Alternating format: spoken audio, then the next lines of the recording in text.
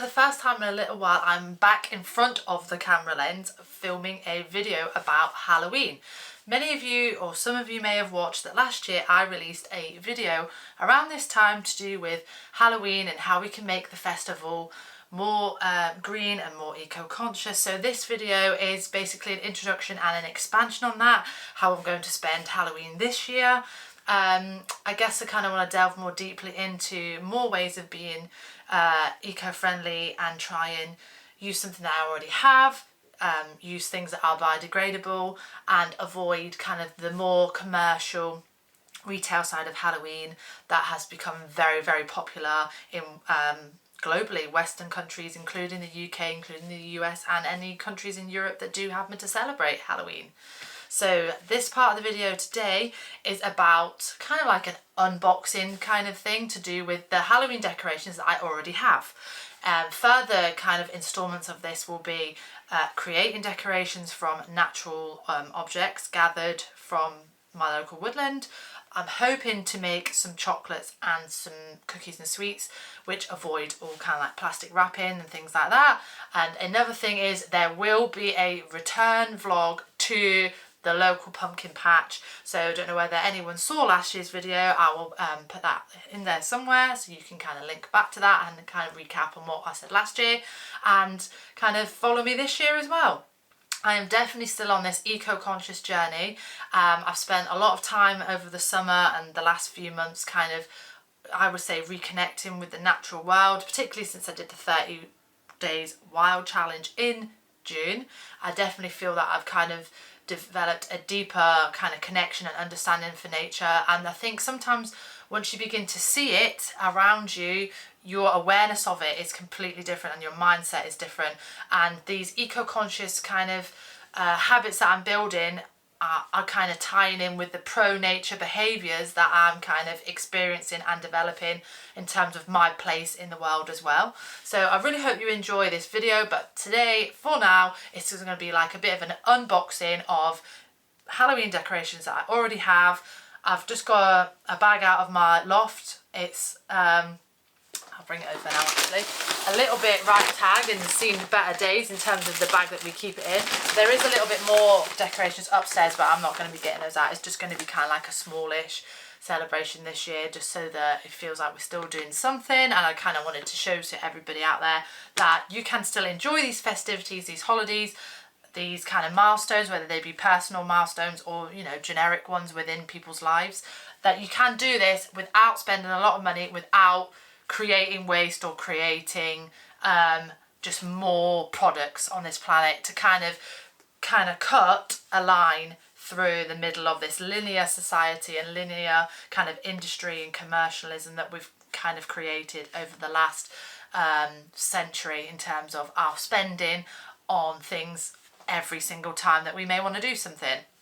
It's important to realise that that isn't always necessary, that you probably have something you can already use, and if you make good investments in products, then those products will last and fit their purpose again and again and again, year after year.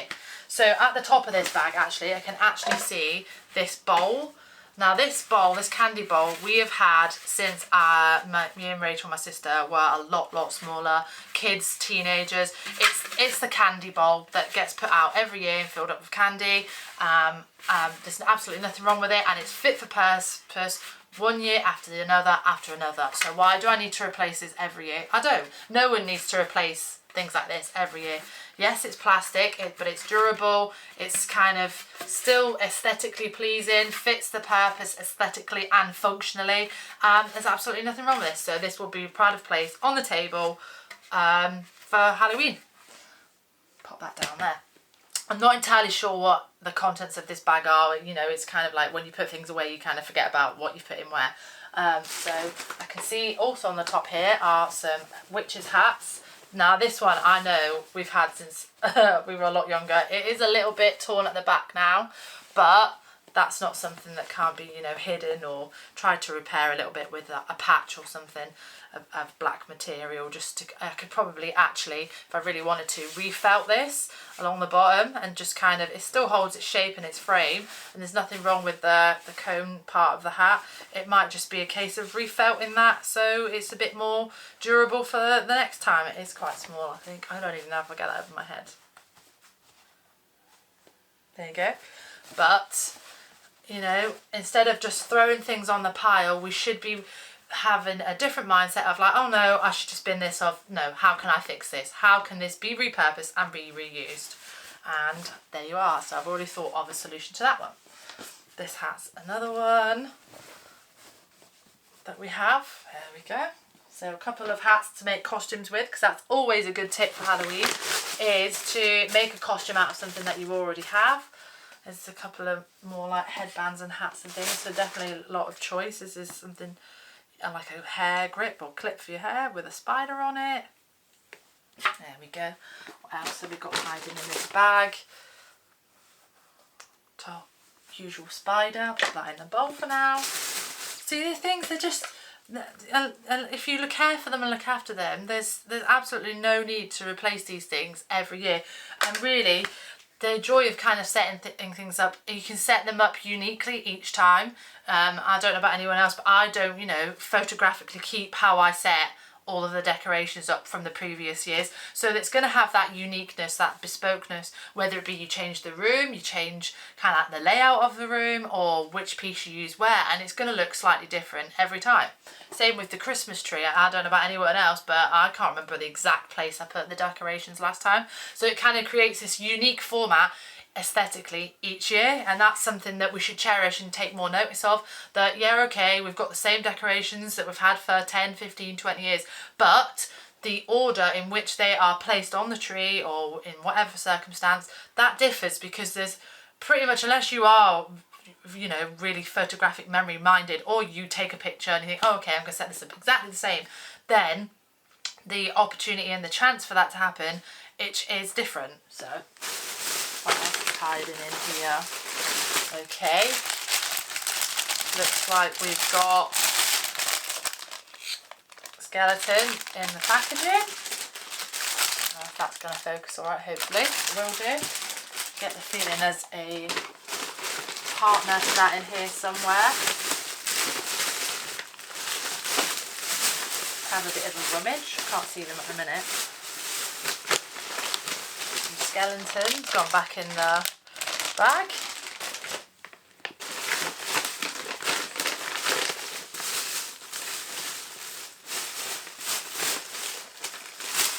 A skull banner, Day of the Dead skull banner. The Day of the Dead hanging up decoration. There's already quite a lot here. And another one, I think this must be a married couple.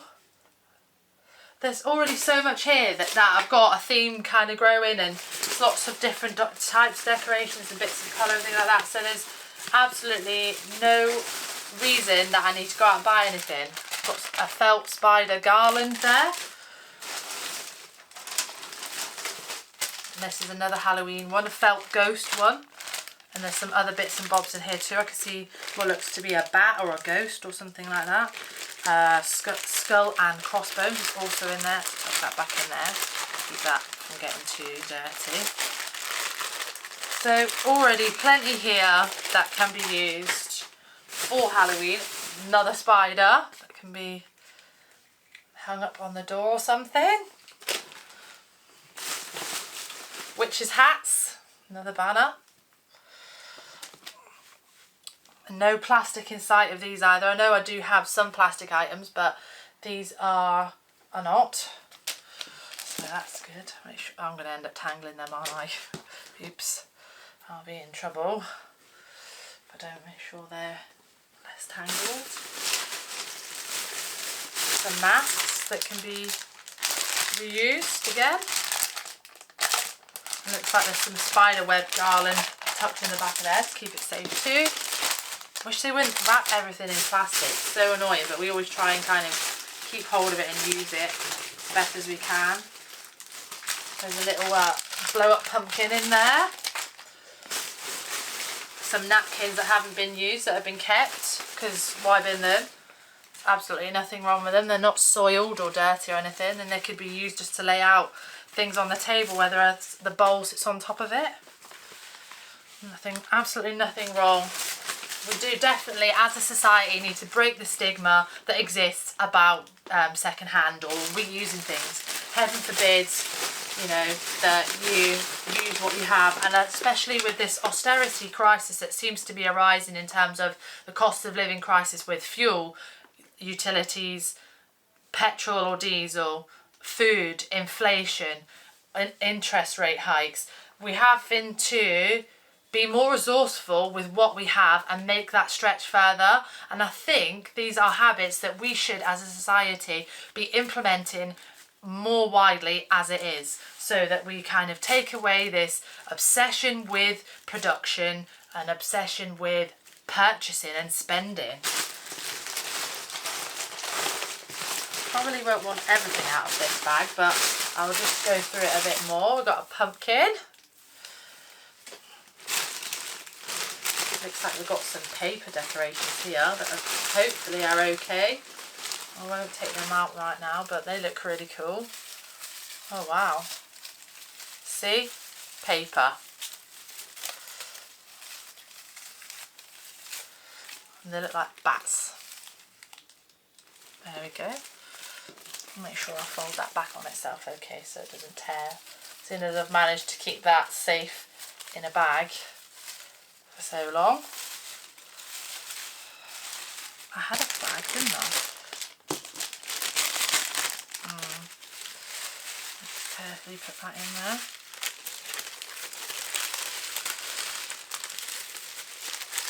No, that's not going to fit right now, maybe later. I've also got some of those plasticated tablecloth things, which at the end of the day, if you give them a wipe and dry them out properly before you pop them away, they're reusable too. That one's got skull and crossbones on it. Looks like there's some more banners, paper banners in here. How on earth did that come out of there? A bat on a wand, reusable. What's wrong with that? People are so kind of scared of being caught out for using anything that's second-hand. It makes me so sad. Why worry about it so much? And this looks like this is the head thing that goes with it. Why not? You probably can't see the top of this on my head, but that's okay. Here we go. I know that we've had these for such a long time. These are like little skull hands, and you just decorate them on the table. Can you see those? There we go. They're hiding in here. Another spider. There's a couple of skull feet ones too. There we go. And realistically, who's going to know, or who really should care? What sort of attitude do they have if they notice that you use the same decorations? No one moans when you put your Christmas tree up, do they? That it's, oh my word, how can you've got the same Christmas decorations? Duh, you know. Looks like it's a paper skull in the bag. Anything else hiding in here that I think maybe won't be appropriate to show you guys? A little rummage. Another plastic cover, which maybe has, you know, looks a bit scrumpled, but it's not dirty, so why not? I've got some blooded handprints that have probably seen slightly better days, but I think if I can work my magic on them a little bit, maybe they'll be alright to go on the front door. The other one's here. This one's not so bad. There we go. And I think it's hiding in here. I think that's a netted one to go. Yeah, it's a doily version. There we go. See? Nothing wrong with that. Still okay to reuse that. Things that you can have. And actually, I think maybe we should, you know, if you've got decorations that you don't want anymore or don't use, then why not share those around with people that maybe, you know, want to change their decorations or are hoping to create a party for children in their home. You could always offer up your decorations for like use or to pass them around and, you know, share, swap with your family and friends. I think we need to kind of develop and delve deeply into those kind of community spirited feelings that we should really be showing each other. We should be showing each other care, empathy, asking questions, talking to each other, so we can all get through this situation and hopefully come out of it as better people on the other side, and, you know, still enjoy things that we used to enjoy, but on a different level or a smaller, more subtle scale that's a bit more, you know, not so flamboyant and not so ostentatious in its spending. They are kind of, it's unnecessary really. Do we have to spend that kind of money on Halloween every year? No, we don't. So in a few days time, it's a little bit early now, it's only like October the 7th, I will set up some of these Halloween decorations along with some from another video that I'm going to create decorations for Halloween or autumnal decorations with things that I've collected from the local woodland. So please watch this space for that, and I will let you guys in and see how it all turns out once those kind of bits of the stages come together a bit closer to the 31st of October.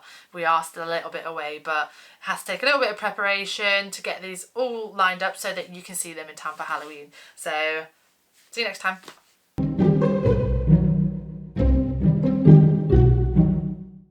Hello, I am back again, continuing with the Halloween prep for our more eco-conscious Halloween celebration this year. So this morning I am starting to prepare some homemade decorations that have an autumnal feel, which kind of fit in with Halloween, and something that doesn't cost anything at all. All I've done is go through my local woodland and picked up things of different shapes, sizes and colours, and kind of forage with what's on the floor, not taken from trees, it's just as it's fallen to the ground, to kind of make some kind of decoration with it. So here goes, let's see what happens. I'm going to use my older pieces of twine first. I have still got some left, but I've got some that I'm in the process of trying to use up or reuse, different lengths and different sizes. And I've got these absolutely brilliant kind of staff-like sizes of branches that have fell at some point or been chopped possibly, because this looks like it's been sawed on the end, and kind of maybe part of coppicing have kind of been left around the woodland area sort of thing. So that's one piece. I'm definitely going to be holding on to these once this is over, and this is the other one. There we go. Gandalf would be proud. So let's give this a go. Unfortunately, we've just had a little bit of a naughty wee accident by the fur baby who came along, sniffed and weed on the end there. So that's obviously something that I would be aware of. If you do go foraging, please make sure you give your hands a thorough wash, and once I'm done here, I'm definitely going to go give my hands a thorough wash again. I've washed it away with a little bit of water, but oh, never mind, things happen. At the end of the day, he's just doing what's natural to him. It's just frustrating that, you know, he's found a smell that he wanted to cover, but there you go, doesn't matter.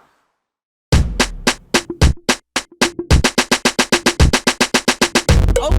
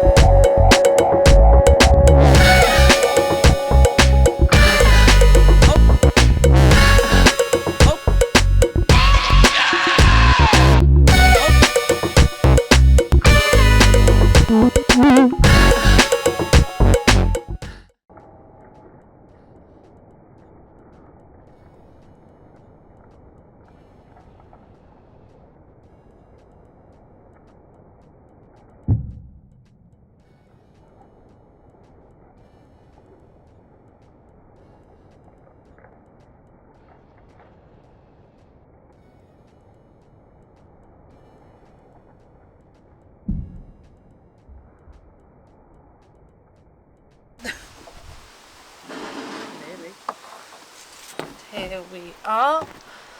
This is where we're at so far. Sorry.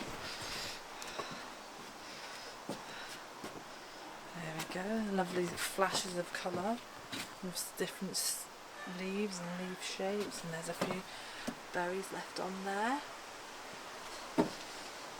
Okay, so hoping to add some more things to these. This is kind of how they look a bit more upright. I don't know if I can get that to stay there.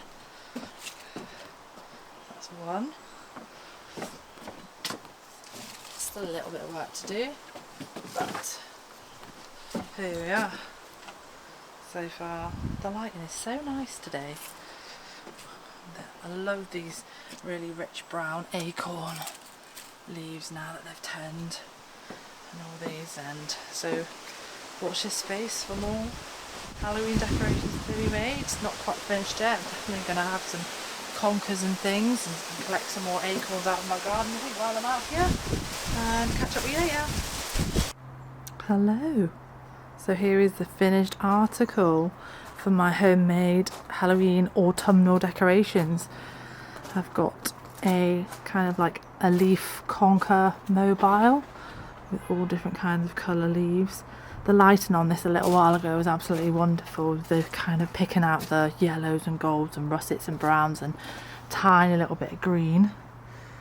There we are, like that. There we go. And then these are the ones that I started the other day.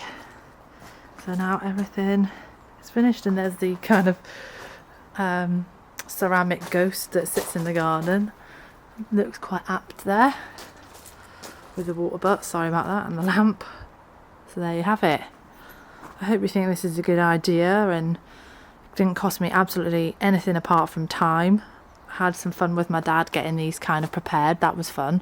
He really helped me with that, and my mum also helped me collect a few bits and pieces. So it's been a true family effort, apart from poor Rachel, who's not been able to involve in this, but I'm sure she'll get some excitement out of Pumpkin Patch Day, which is coming soon. So there you are. I just love the different kind of colours, shapes, textures, and as the leaves are drying, they're kind of curling in on themselves and getting this kind of wrinkly effect. Look how dried out these berries look. I don't know if I can get this to focus. There we go. It just all adds to this kind of autumnal theme, and the whole thing with Halloween is, you know, in terms of the rural or pastoral or agricultural year, as things were years and years and centuries ago, to do with the end of kind of like the fruitful summer and all the reaping the rewards of what's been grown, and like, you know, things dying out and waiting for the land to kind of start afresh and start anew. So I think these kind of really reflect that and reflect the natural calendar. So I'd really love it if you could give this a go. It's been such a fun activity, it didn't really cost me anything. Pretty much everything is biodegradable, and once this is kind of finished, I'll just take it apart. I'll reuse the twine, garden twine that I've used here. There's only just like a little bit of line that's been used to hold on the leaves. You just about see it there. So obviously won't be reusing that, but there you have it. Happy Halloween, everyone. Happy autumn.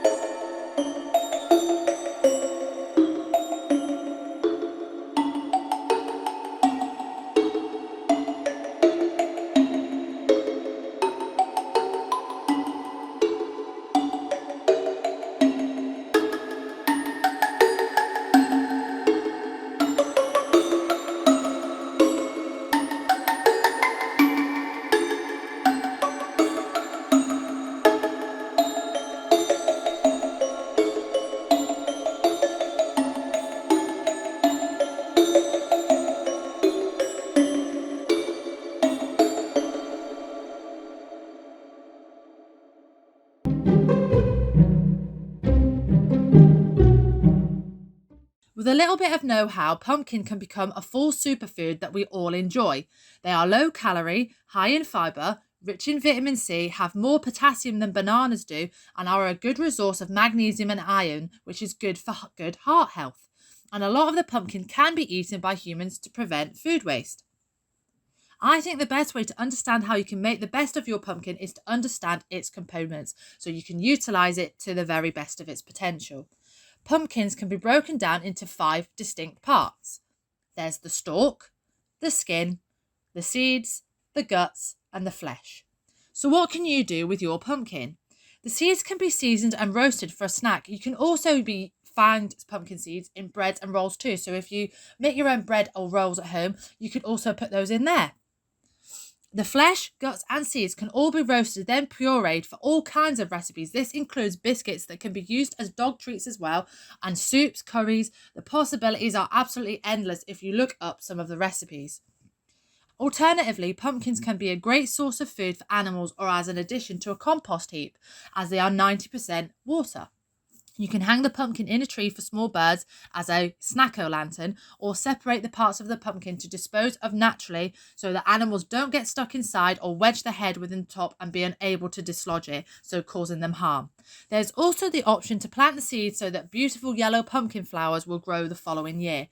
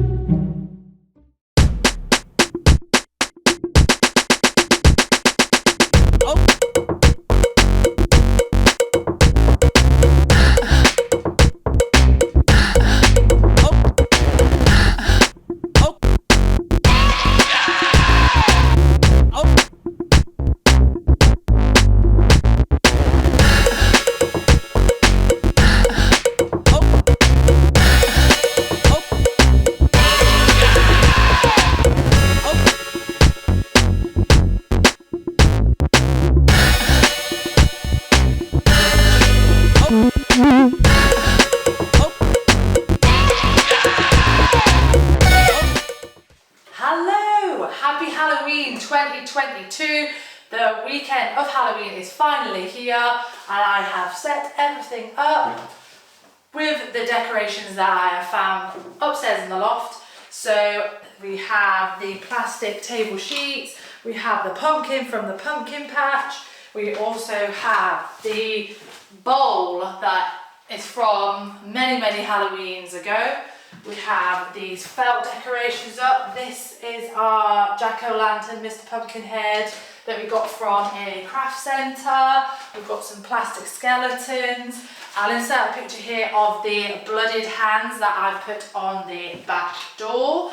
I have made, I didn't quite get as much time as I would have liked, but I have made some cornflake crunchies like this, paper-free ones. All I did was use one of those oven sheets and put them on there, chilled them in the fridge for half an hour, they set, and they're edible like that. I have some plain chocolate ones, and I have these special kind ones that I kind of throw together with mixed nuts, orange peel, mixed orange peel, cranberries this time, white chocolate, milk chocolate varieties, and also, come on Catherine, you can think about it, cornflakes are an obvious. And what else is in there? Sultanas, hooray, I remembered. So these are quite adaptable, you can put whatever you like into them, they're versatile, they're kind of quite easy to pick up and eat with your hands. I'm not going to do that because they're not just for me, so I don't really want to be kind of like fingering all of them and poking them all. So and you can adjust for allergies, you can just adjust for diets, depending on what people like. And we also have all of these little plastic hands and feet skeletons out on the table. This skeleton from the bag, I don't know if you can see it, is here too. Felt witch hats, and the bat headband is back today as it was last time. So all that's left to say really is have a wonderful Halloween weekend. If you are in the UK and are going to be having the extra hour in bed on Saturday night, because the end of British summertime is here, we are all going to get that lovely extra hours lie-in for Sunday. Enjoy it while it lasts, because in March it will be gone again. And unfortunately the only problem with the clocks going back is darker evenings and mornings, which are a bit of a bummer as far as I'm concerned, because I like to get outdoors. But that's a conversation for another day. Have a safe, fun and sustainable Halloween weekend. I really hope you've enjoyed this content. I hope I've had a bit of a bigger play with sustainable and eco-conscious or greener HallowGreen ideas this year in comparison to last year, where it was really just a vlog of Rutland pumpkins. Obviously that has been included in this year's video, but I wanted to kind of expand on and make more of a focused effort on those things that kind of in their entirety make Halloween fun for everyone of all ages. All of these things are adaptable in their own way. You can apply them however you wish. I just think sometimes it takes a little bit more thought and consideration to reuse, rewear, repurpose what you already have. Buy local, use local, think vegan possibly, think plastic free, think container free for your Halloween snacks. I actually wanted to get some popcorn out here, but that time just got away with me, so never mind. But popcorn also a really great Halloween snack, especially if you are, you know, brave enough to watch horror movies or anything a little bit scarier this weekend. I'm nothing past, you know, Casper, Scooby-Doo, Hocus Pocus. That's my vibe. Enjoy yourselves and see you in the next video. What a glorious evening. Makes me sick.